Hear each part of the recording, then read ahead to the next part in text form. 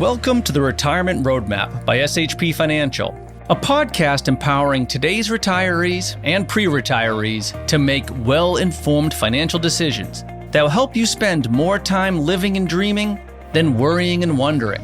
Join me, Matthew Peck, along with my co-hosts, Derek Gregoire and Keith Ellis, as we share actionable financial strategies and insights, as well as interview top thought leaders in the world of finance, accounting, and estate planning. This is all aimed at preparing you for the retirement you've always dreamed of. Our high-quality holistic planning process has helped thousands of families retire and create what we like to call the ripple effect. The Retirement Roadmap is your guide to financial freedom. Are you ready to get started? Let's go. Welcome, everybody, to another edition of the Retirement Roadmap podcast brought to you by SHP Financial. I'm your host, Keith Ellis. We're joined here today by an advisor in the office, Mike Guthrie. And Mike and I are excited to talk a little bit about, we talk so much about financial planning around money, taxes, and income.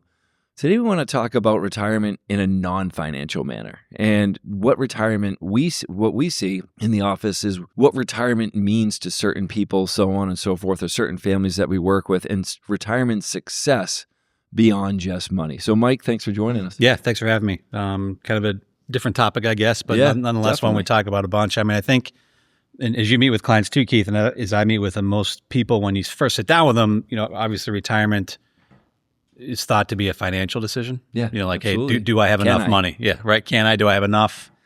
But really, when in your experience and mine too, and working with folks who are in retirement, it's having that fulfilling retirement is a lot more than just about money. I mean, you have to have the money, or at least enough to make sure that you can do the things you want to do. But it might not necessarily be what fulfills you once you've kind of reached that mountaintop and onto the next stage of life. Yeah, well, the question is, can I? Right? Like, people will come in all the time. Hey, I've saved this amount. Can I retire? And the question is, well, what do you want your retirement to look like? Right. Some folks will come in, they have $500,000 saved, and they're going to be perfectly fine in retirement. They're going to live the life that they want to live because they have a different vision of retirement than maybe someone that has a little bit more. I mean, I have clients that have $8, $10, $12 million, and they can't retire yet because they're the way they spend is just excessive, I guess, for a lack of a better way. But that's the way that they want to live. They want that lifestyle. So, the can I question is different for everyone. But like I said, like you said, you need the money to be able to do the things you want in retirement. But at the same time, it's about, kind of sculpting that vision of what you want retirement to be. I many years ago, and when I started my career, I'm not going to say how long ago. Sure. It was a while ago. Are you ready for it? No, I'm just kidding. I mean, a lot closer to it than I was when I heard this little anecdote. But it was, and not to be a little bit morbid, but it was an interesting way to put things. He said, this speaker I saw said, when you think of people climbing Mount Everest, when do you think the most kind of fatalities occur in climbing, Mount Everest? Yeah. It's on the way down. Okay. Because everybody focus like getting to the peak, to the top.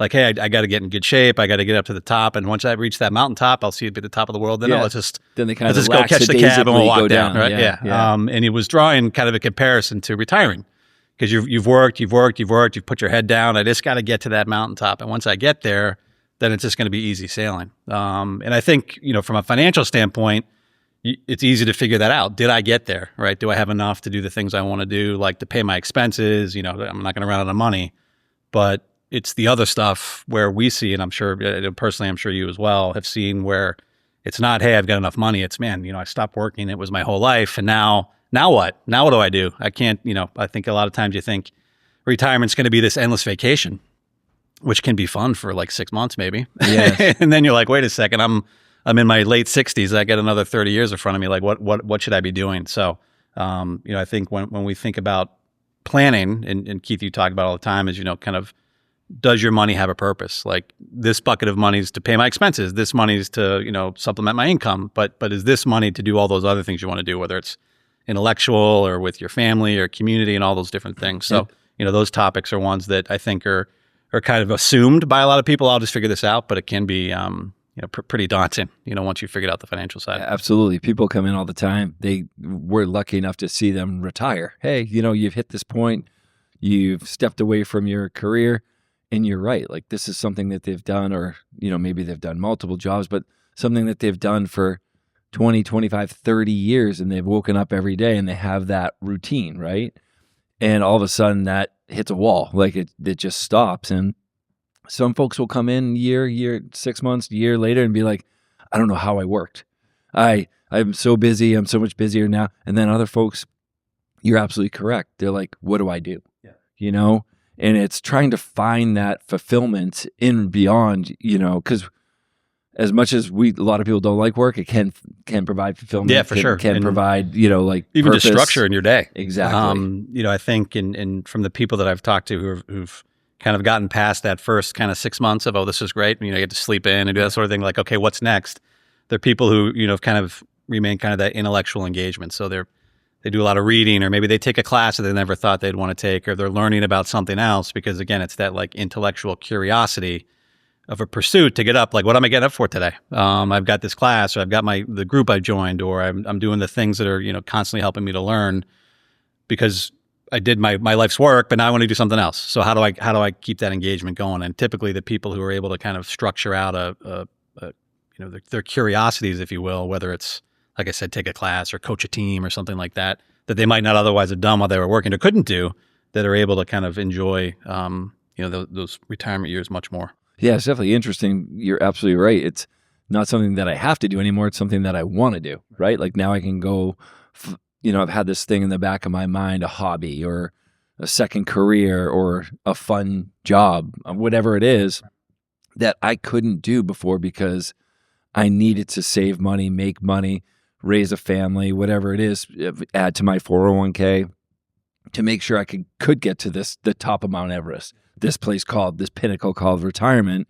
And now I realize I have enough money so I can pursue those, intellectual engagements, pursue those new ideas, pursue that thing that maybe I wanted to venture into throughout my life. Yeah, I think like some of those like purposeful activities you think about, like what's next, and it doesn't have to be something that's like a part-time paid job. Maybe it is. Maybe it's selling T-shirts at the beach that just makes you happy. The golf course. Yeah, I have a lot of golf course. to do that for sure. I have a friend who coaches football, youth football. His kids are grown, but he's got grandkids, but he comes back every year and coaches a team and stays with that team, and it's great. And he knows, when fall comes, football season starts back. Well, that's up. a lot of structure there. Yeah, so cool. It's kind of finding those things to replace that structure that you had of getting up and going to work every day, because otherwise you just end up sitting on the couch watching TV, which can be draining, right? Yeah, absolutely. You're right. I was meeting with a family last week, and the husband had never golfed before, and he's like, now I really want to lean in and learn how to play the sport that has really frustrated me, right. Maybe one of the handful of times that I have played it. So you're right. It's finding that purposeful activity that fulfills you, that, again, maybe provides a little structure, like you said, coaching football or learning how to play golf or tennis or pickleball, whatever it is. So that leans into also health and fitness. Yeah, for sure. I mean, I think, one of those things too, and look, I'm not a personal trainer here, but, certainly keeping that mindful, particularly in the early parts of retirement when you're, up and able and ready to do the things you want to do, and really trying to focus on, getting the things that you really want to do maybe in those first 10 years, when we think about, bucketing out a potential 30-year retirement when you're in good health and able. And the surest way to not be there is to not, pay attention to that sort of stuff. I think it's, again, when you're in the thick of things, you're working, you're raising your family, like you're just kind of naturally active. But suddenly when things slow down or stop, you have to make that concerted effort to get out there and do those sorts of things. Again, it doesn't have to be, pumping iron at the gym, but it's, something that keeps you moving, that keeps your mind sharp, because it ties into those other things, right? If you're not in good health, it can, permeate through the rest of the things that you're trying to do, and can be a financial burden, right? So yeah, and I think a lot of folks, as they look to retire or make decisions around what they can do, health, fitness, join the club, join the golf club, whatever it is, comes back to having a plan, right? Because if you don't have a plan in retirement, in my opinion, how do you retire confidently? If you don't know, and the good news is, here, what we do is we build a 5-step plan. We call it the retirement roadmap.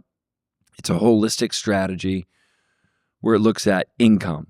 Where are we getting it from? Why are we taking it from these buckets? How do we take Social Security? Investments, are they efficient? Are they the right risk tolerance? What are your fees? Are you paying too much? So on and so forth. Taxes, making sure we minimize taxes as much as possible and try to repurpose assets to make sure they're more tax efficient for both you, your spouse, if you have a spouse, and your family. Healthcare, which is another part and then legacy, because I always tell the clients that I work with, and I challenge the folks I work with to go enjoy their retirements. I mean, you've worked so long to get to this point. You need to enjoy it because you'll never get time back and you'll never get your health back. And I think what we see a lot of times too is, people get a little bit nervous about spending, 100%. Right? When they think about, we ask this question all the time, when we're building that plan and particularly looking at the income part of the pie, how much do you spend each month? And usually people say, I spend X. And you're like, okay, so you paid your mortgage if you have one, you ate, you had something to eat, and is that it? Because the number you just gave me is basically that. And they say, well, and then they start thinking, all the other things you want to do. Oh, and by the way, you've got plenty of income, or the plan, tells you that you can do all the things that you maybe didn't think about as your expenditures, of the things you want to enjoy. Because again, you're just kind of trained to, I can't spend that because I gotta save it. But now, no, you're in a position where you're able to do the things confidently because you're not just throwing darts at the dartboard. You've built this plan out that can start to figure out exactly what those pursuits are that are passionate for you and the things that you want to do, and you can confidently do it because you know that the financial aspect is taken care of. It is definitely a mental shift, though, from going saving 25, 30, 35, 40 years of your life to saying, okay, I'm no longer getting that paycheck. I'm no longer getting that income. I'm no longer putting money into my 401k, 403b, whatever it is. I'm now actually starting to do the reverse. There's no paycheck. I have to create my own, and I'm starting to pull money out of these accounts. It is a mental shift. And again, that's why it goes back to planning. It goes back to planning because if you have a plan and you revisit that plan all the time and it updates literally for you every single day based upon market returns, dividends, and interest, whatever it is that happens throughout a day, week, month, it's updating along the way. And then you have an advisor or a team behind you to be able to help you make decisions or model out what it is that you do want to do. Hey, I want to travel, I want to spend $25,000 a year for the next 10 years on travel. Okay, let's build that into your plan to show you how that holds up and do a comparison, like, hey, what if you spent 30? What if you spent 15? You know what I mean? And you can kind of show people. And I think once people see that and see that plan and have that plan that they can revisit all the time, especially in market volatility, and they're like, hey, my plan's still holding up. I'm doing okay.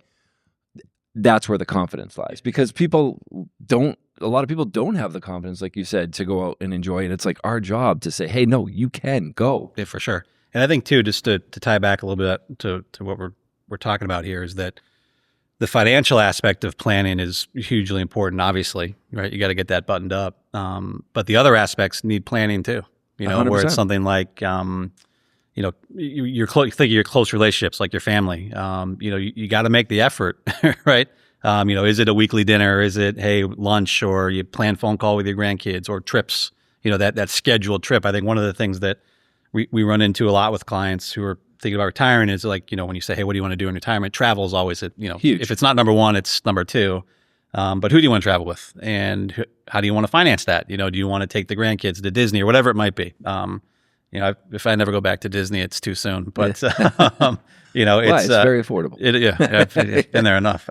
But again, making the effort to say it's not just about my 5-point plan for financial aspect, but maybe I need to do a little bit of digging more, because now I've got the time to do the things I really want to do. Retired out of work, so I need to make a concerted effort to plan out things. It's not just going to happen organically. And I'm seeing a shift right now. A couple different things that I've been seeing with families. I literally just got off the phone with a woman who's selling her house to go live closer to family. This is the second time in 2 weeks. So basically, a couple folks that live on the Cape now wanting to go live closer to family. They're aging. They want to be close to their family. So those are financial decisions that we have to help them with. How do we get the funds to make that? You know what I mean? Yeah, for sure. Yep. And a lot of folks actually now realize, after being and working with our plans for so long, or some of my clients, that, hey, look, we're going to be plenty fine. We're good, right? So like, rather than wait for us to pass, 10, 15, 20 years down the road, and our kids are, not having the issues maybe that they're having right now from a financial perspective, let's start to give money to them now so we could see them enjoy it, versus waiting till, they're probably on good feet, have a good career, or, later on in their earning years, so on and so forth. So I've been seeing a lot of that. Yeah, for sure. And I think, the underlying kind of current here is confidence. So some people might say, like, my passion in retirement is to be charitable, not only to family, but to my church or whatever that community group might be. And again, it all comes down to looking at what's important to you and then planning around it, not just, what's my income stream going to be, but if I want to give charitably, can I do it? And how does that work? That sort of stuff. And is that something that's, worthy pursuit that interests me, or whatever it might be? Yeah. And there are strategies. There are strategies that can benefit you and the charities that you work with, that could save you quite a bit of money and save you liquidity and save you different, different paths to be able to better position yourself through charitable giving. So talk a little bit about relationships. I mean, I know that's something that we wanted to talk about. Yeah, as well, for sure. So. I think, I kind of think of my own dad, necessarily in retirement, like he worked.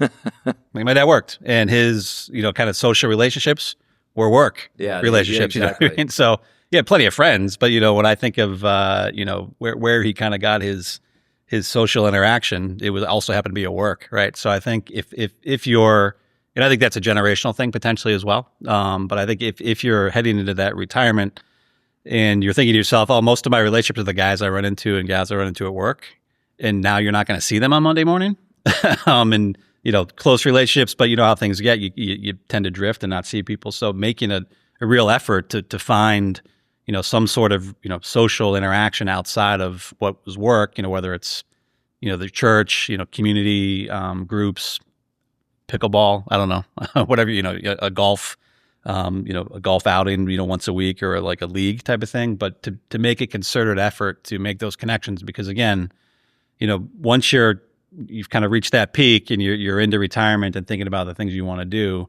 you're not going to be by yourself, or it's not going to be very fulfilling if you're by yourself. Maybe you're not as happy as you might want to be when you're able to build those relationships, not only with, the social aspect, but with your family as well. We've seen plenty of people that, seem to have enough money that they'd want to do whatever they want to do, but they're just not very happy because they're not doing the things they want to do, because they haven't thought it out more thoughtfully and put, pen to paper to say, these are the things I'm interested in, that I'm curious about, who I want to spend time with, and then, building the retirement around that. Yeah, it's really about fulfillment, right? Like, you've worked so hard, like I said, to get to this point. You keep using the Mount Everest analogy, but like, hey, all right, we're at the top. Now when do the most injuries happen or deaths happen? On the way down.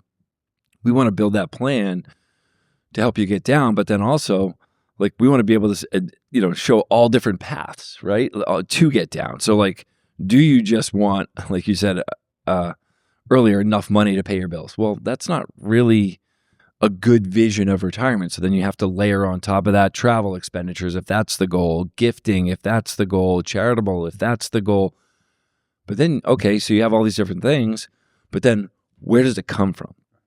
So that's where efficiency comes into a plan, is what buckets, why, what's going to save you the most money? Because sadly, the government's trying to get as much of your money as they can. And it's, from an advisory standpoint, it's our job to make sure you retain as much money as you can. Yeah. And I think, the financial well-being side of the fence that we're talking about ties everything else together. We talk a lot about, when you're saving, kind of that, how much should I have in stocks, cash, bonds, like what's my asset allocation?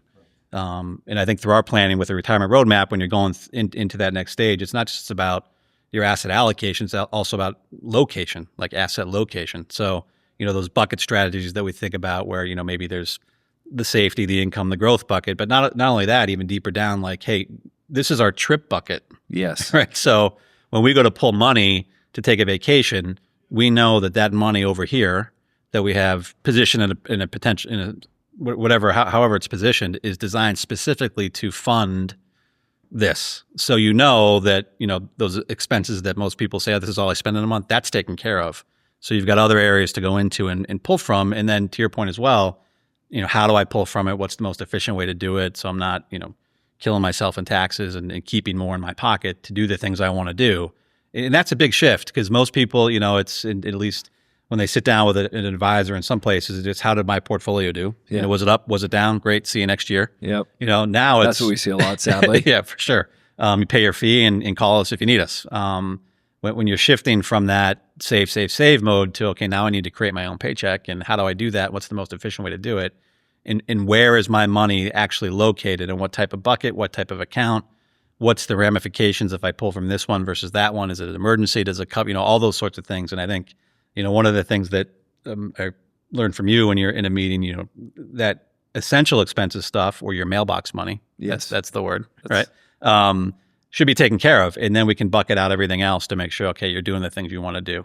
The things we're talking about, whether it's, a passion project, or it's just, taking trips or vacations or engaging, charitable, that sort of stuff. And that's what I always say to folks is, you've done a really good job saving. Most people have done a really good job saving that we're meeting with. And now you just want to be good stewards of that wealth, right? It's like, okay, you've created this wealth, this money that you now are able to provide a lifestyle that meets your needs, meets your goals, meets your desires, meets your retirement outlook.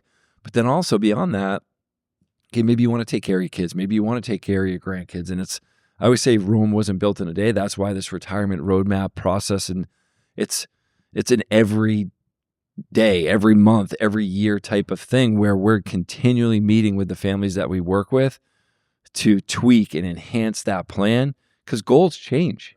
People's lives change. Things happen where, hey, now I want to start to do this, or God forbid, Mr. Jones becomes healthy, or Mrs. Jones becomes unhealthy, or something happens with the kids that they need to step in and help with. How do we do that? And that's really how we serve through this retirement roadmap process. Yeah, I say, with clients and potential clients all the time, when that question comes up, like, how often do we meet? Yeah, it's always all the time. At a minimum, we're going to meet once a year. Like, that's the bare minimum we have to. But most of the conversations that we're having between those scheduled meetings are around what ifs. Yes.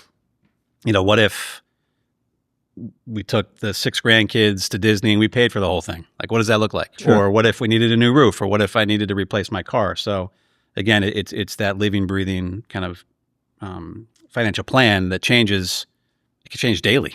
Never mind yearly, right? So, I mean, we just want to make sure that we're on top of that with clients to be able to understand what's going on. Because if we don't know and we're not in that communication, the plan could suddenly be in 6 months, you haven't talked to anybody, and the plan is not what the client wants anymore because we just haven't reached out or spoken to them. So again, that constant communication is huge to build out, and then that breeds confidence, right? Oh, we can do that. Or, hey, the market's going crazy, but you're still holding tight. Right. And it's just that one portion. Remember that money we talked about that's for the next 30 years, that aggressive bucket? That's what that's for. And that's okay if it's volatile. But the other stuff here is taking care of the things that you want to do on the front end. Absolutely. And so as when we meet with folks, it's definitely more than just about money. Obviously, when we put together a plan, that's first and foremost. You have to make sure that you have enough money to answer that question we said in the beginning. Can I retire? And and when I do retire, can I have the retirement that I envision, that we want to see?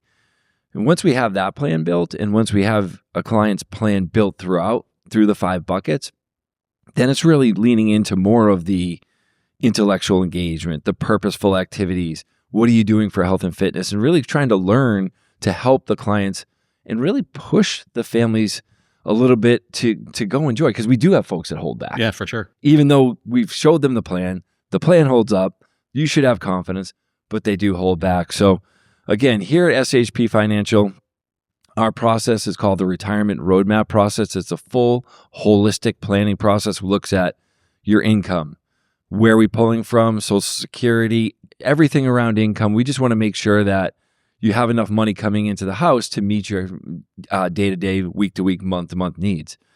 Your investments, do they meet your risk tolerance? What are the fees that you're paying? Taxes. How do we keep more in your pockets or better position your assets from a tax perspective, both for you and your family? Healthcare, and then estate planning or legacy. This is what we call our retirement roadmap process. So whether you have a plan, whether you're looking to start to build a plan, or whether you just want a second opinion or just starting out, we welcome you to come visit us here at SHP Financial, www.shpfinancial.com.